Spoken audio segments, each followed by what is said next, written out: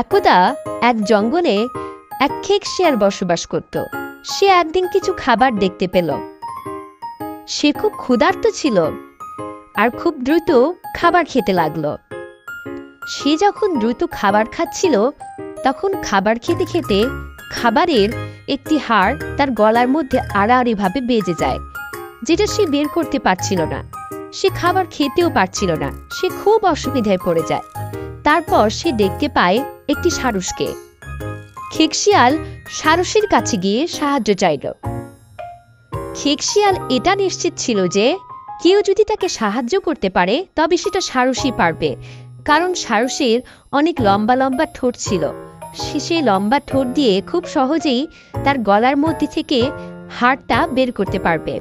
খেক শিয়াল সারসকে বলে, তুমি যদি আমার গলার ভেতর থেকে হাড়টা বের করতে পারো তাহলে তোমাকে আমি পুরস্কৃত করব। তুমি দয়া করে আমার গলার ভিতর থেকে হাড়টা বের করে দাও। এই বলে সারস খেক শিয়ালের গলার ভেতরে তার ঠোঁটটা ঢুকিয়ে দিল এবং হাড় বের করার চেষ্টা চালাতে লাগলো। অনেকক্ষণ ধরে চেষ্টা করার পর অবশেষে খেক শিয়ালের গলার ভেতর থেকে সারসটি হাড়টা বের করে ফেলল। খেক শিয়াল যখন বুঝতে পারল সারস তার গলার ভেতরে থাকা হাড়টি বের করে ফেলেছে, তখন সে দ্রুত সেখান থেকে পালাতে চাইছিল এবং সে হাঁটা শুরু করল। তখন সারস বলল, তুমি যে বললে আমাকে পুরস্কার দেবে, আমার পুরস্কার কই? তখন খেক শিয়াল মৃদু হেসে বলল, কিসের পুরস্কার চাও তুমি?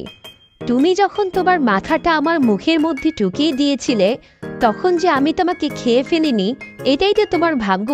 তুমি আবার আমার কাছ থেকে কি পুরস্কার চাও? আমি তোমার শত্রু। শত্রুদের কাছ থেকে কখনো পুরস্কার আশা করো না তুমি। বিদায়। এই বলে খেক শিয়াল সেখান থেকে চলে গেল। এই গল্প থেকে আমরা এটাই শিখতে পারলাম যে শত্রুদের সাহায্য করে কখনো পুরস্কার আশা করা উচিত না।